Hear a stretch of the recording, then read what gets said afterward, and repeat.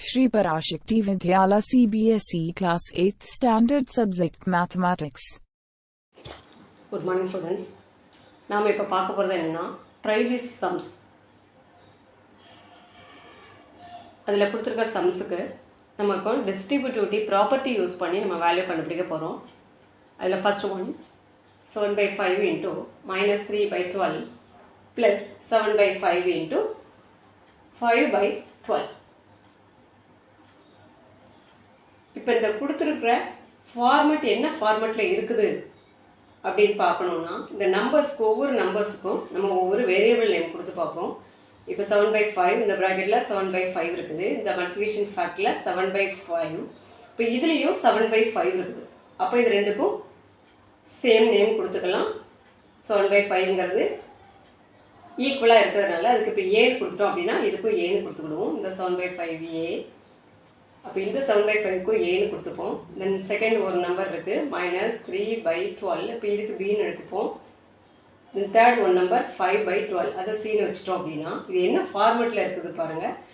A into B plus A into C. இது வந்து distributivity ப்ராப்பர்ட்டியோட one side. அதாவது distributive property multiplication over addition அந்த ஃபார்மெட்டில் இருக்குது.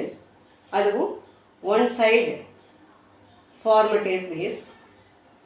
அப்போ அனதர் சைட் ஃபார்ம் எழுதணும் அப்படின்னா ஏ into B plus A into C, இது ஒன் சைடு அப்படின்னா ஆப்போசிட் சைட் ஃபார்மெட் என்ன அப்படின்னா ஏ into B plus C.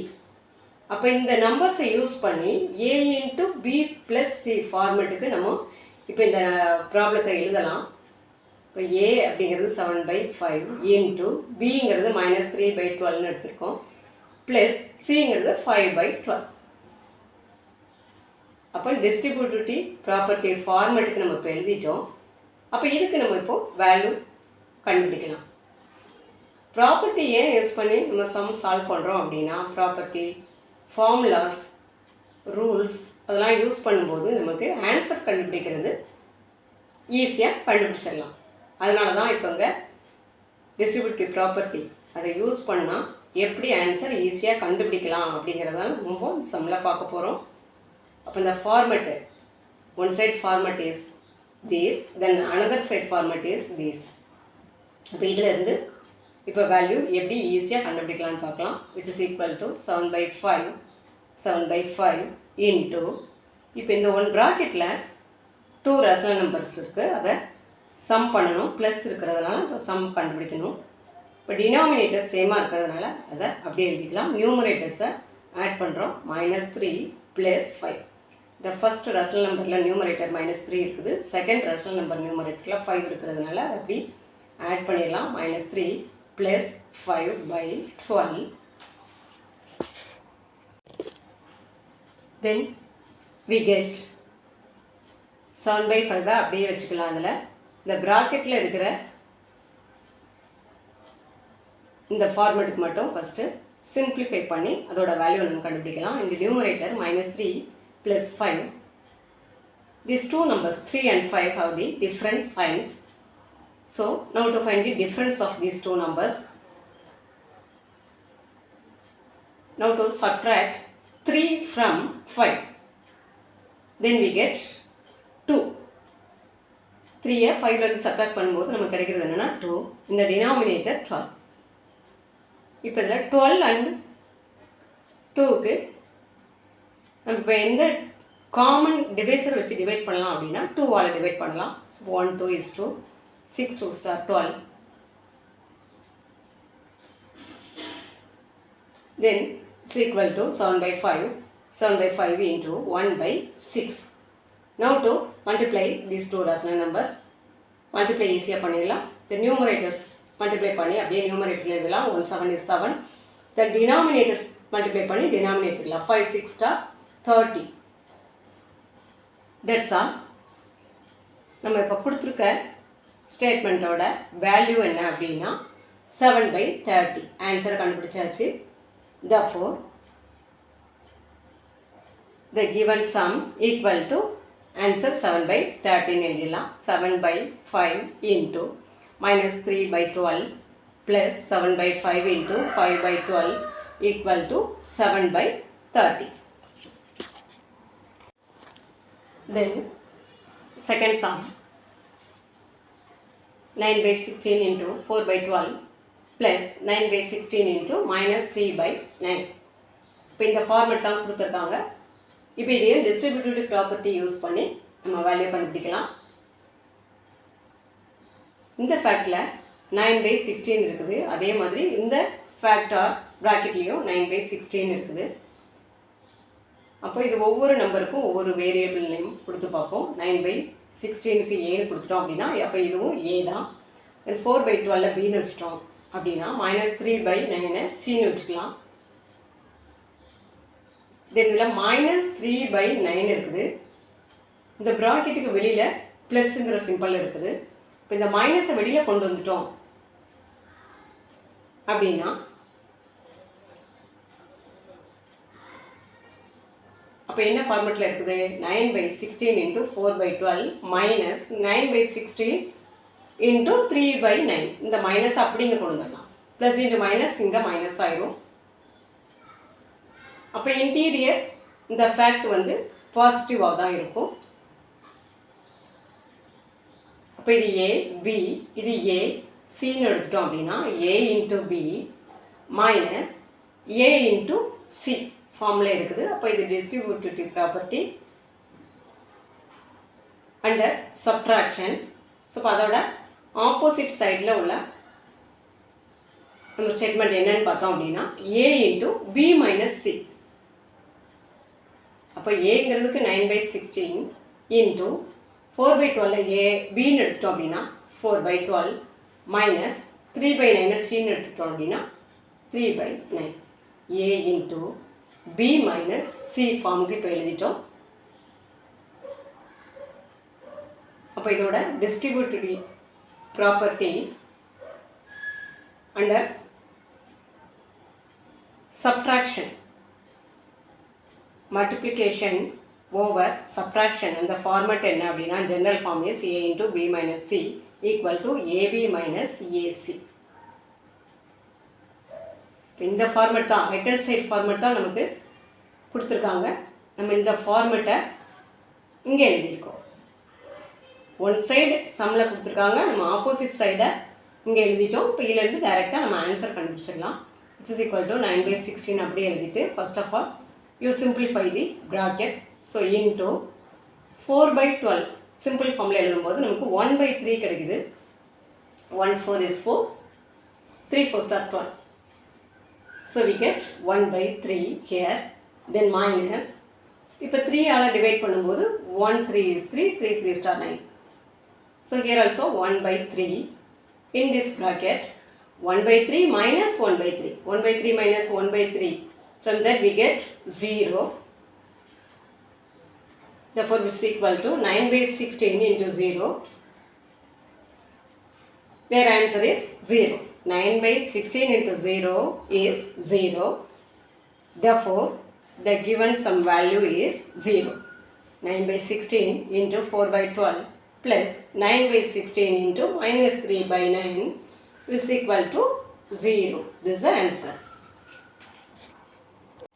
Then example 3, write the additive inverse of the following rational numbers. The first one -7/19, second one 21/112.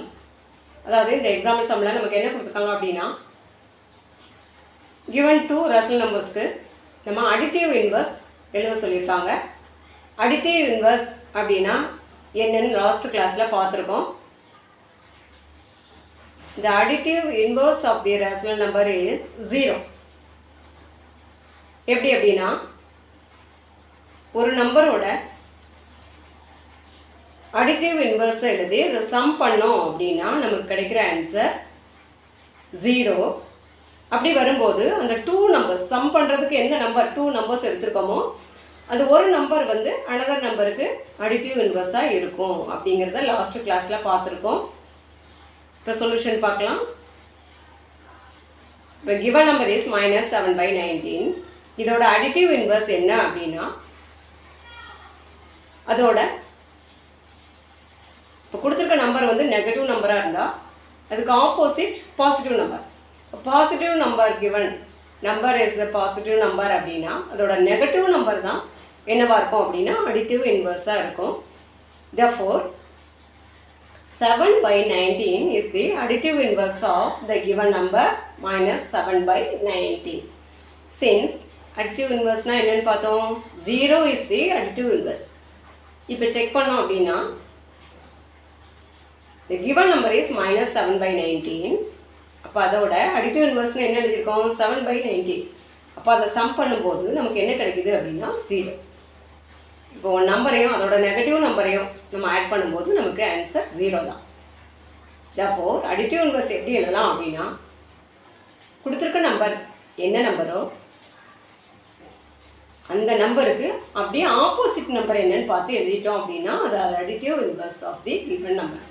இப்போ கொடுத்துருக்க number minus 7/19 அப்போ plus 7/19 தான் அதோட additive inverse-ஆக இருக்கும். அதே மாதிரி செகண்ட் ஒன்றுக்கு இப்போ என்ன ஆன்சராக இருக்கும் 21/112 இஸ் கிவன்.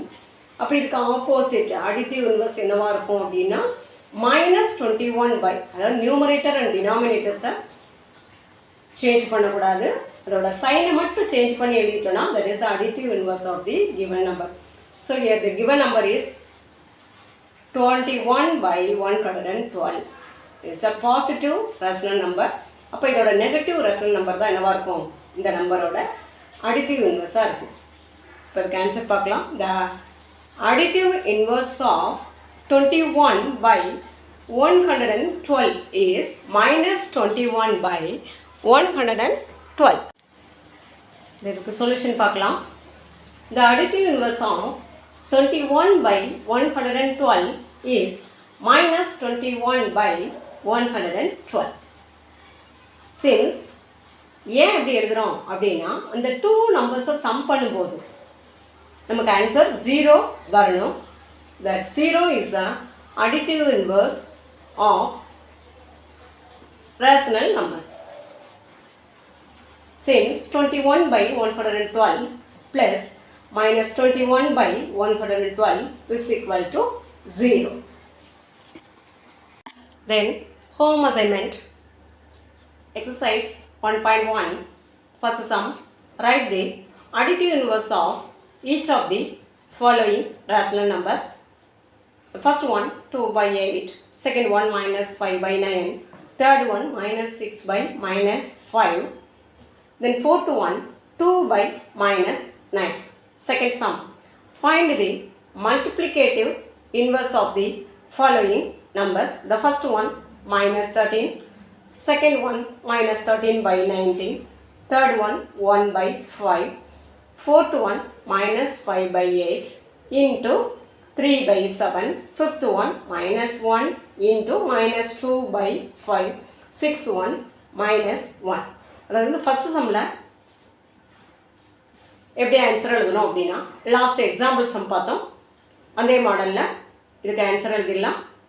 கொடுத்துருக்க நம்பருக்கு ஆப்போசிட்டாக என்ன நம்பர் வருமோ, ஆப்போசிட் மீன்ஸ் சைன் ஆப்போசிட்டாக இருந்தால் போதும். Opposite sign with the same number, அதாவது 2/8 is a positive rational number. அப்போ இதோட நெகட்டிவ் ரேஷனல் நம்பர் என்ன இருக்கும் அப்படின்னா -2/8. 2/8ங்கிறது பாசிட்டிவ், தென் -2/8ங்கிறது நெகட்டிவ் நம்பர். ஸோ இப்போ இந்த மாதிரி ரிமைனிங் நம்பர்ஸ்க்கு அடிட்டிவ் இன்வர்ஸ் என்னென்னு கண்டுபிடிச்சி எழுதணும். இந்த செகண்ட் சம்மில் மல்டிப்ளிகேட்டிவ் இன்வர்ஸ் சொல்லியிருக்காங்க. மல்டிப்ளிகேட்டிவ் இன்வர்ஸ் எப்படி கண்டுபிடிக்கணும் அப்படின்னா இந்த கொடுத்துருக்க நம்பரோட எந்த நம்பரை மல்டிப்ளை பண்ணால் நமக்கு ஆன்சர் 1 வருதோ அந்த நம்பர் தான் இதோட மல்டிப்ளிகேட்டிவ் இன்வர்ஸாக இருக்கும். ஏன்னா multiplicative inverse of the rational number is 1. So இப்போ இந்த நம்பரோட எந்த நம்பரை மல்டிப்ளை பண்ணால் நமக்கு நம்பர் 1 கிடைக்குதுன்னு பார்த்து அந்த நம்பர் தான் மல்டிப்ளிகேட்டிவ் இன்வர்ஸாக இருக்கும். தென் ஃபஸ்ட்டு 3 நம்பர்ஸ்க்கு மல்டிப்ளிகேட்டிவ் இன்வர்ஸ் ஈஸியாக எழுதிடலாம். தென் ஃபோர்த் ஒன் ஃபிஃப்த் ஒனில் பாருங்கள்.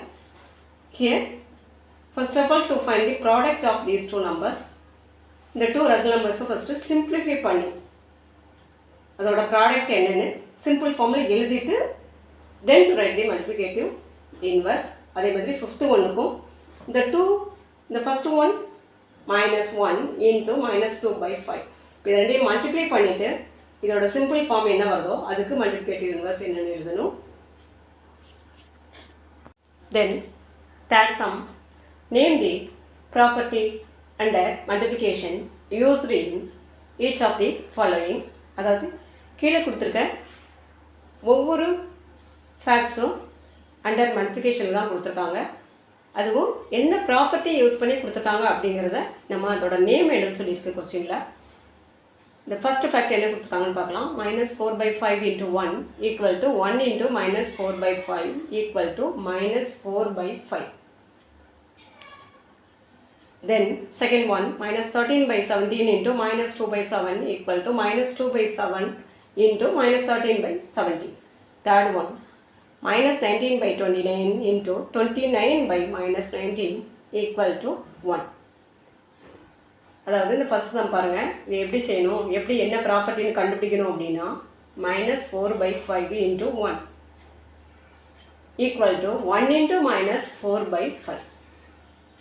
ஃபஸ்ட்டு ரேஷனல் நம்பர் -4/5 இருக்குது. தென் செகண்ட் ஒன் நம்பர் 1 இருக்குது. அது வந்து எதுக்கு ஈக்குவல் சொல்லியிருக்காங்கன்னா 1 × -4/5. இப்போ அதோட இது வந்து மல்டிப்ளிகேஷன் ஃபேக்ட் தான், இதுவும் மல்டிப்ளிகேஷன் ஃபேக்ட் தான். அந்த நம்பர்ஸை எப்படி கொடுத்துருக்காங்க அப்படின்னா அந்த ஆர்டர் சேஞ்ச் பண்ணி கொடுத்துருக்காங்க. ஆனால் அது ரெண்டோட ஆன்சரும் என்னவாக இருக்கும், எதுக்கு ஈக்குவலாக இருக்கும் அப்படின்னா -4/5. அப்படின்னா நம்ம இது என்ன ப்ராப்பர்ட்டி அப்படின்னு எழுதலாம், 2 நம்பர்ஸ் தான் எடுத்துக்காங்க. 2 டிஃப்ரெண்ட் நம்பர்ஸ் எடுத்தலாம் அப்படின்னா -4/5ம் 1. இந்த 2 நம்பர்ஸ் வச்சுட்டு மல்டிப்ளை பண்ணியிருக்காங்க. அதோட ஆர்டர் சேஞ்ச் பண்ணி மல்டிப்ளை பண்ணியிருக்காங்க. ஆர்டர் சேஞ்ச் பண்ணி மல்டிப்ளை பண்ணாலும் அதோட ஆன்சர் வந்து சேமாக இருக்கும் அப்படின்னு சொல்லியிருக்காங்க. அப்படின்னா அது என்ன ப்ராப்பர்ட்டி, காமுடேட்டிவிட்டி ப்ராப்பர்ட்டி. 2 நம்பர்ஸ் எடுத்து மல்டிப்ளை பண்ணாலே காமுடேட்டிவிட்டி ப்ராப்பர்ட்டி. அதுவும் ஆர்டர் சேஞ்ச் பண்ணி மல்டிப்ளை பண்ணும்போது நமக்கு ஆன்சர் சேமாக தான் இருக்கும் அப்படிங்கிற மாதிரி நமக்கு கொடுத்துருக்காங்க. அதனால் அதோட ப்ராப்பர்ட்டி நேம் என்ன எழுதணும் அப்படின்னா காமுடேட்டிவிட்டி ப்ராப்பர்ட்டி. அதே மாதிரி நெக்ஸ்ட் 2 ஃபேக்ட்ஸுக்கும் நம்ம என்ன நேம் அப்படின்னு நீங்கள் கண்டுபிடிச்சி எழுதணும். Okay, thank you.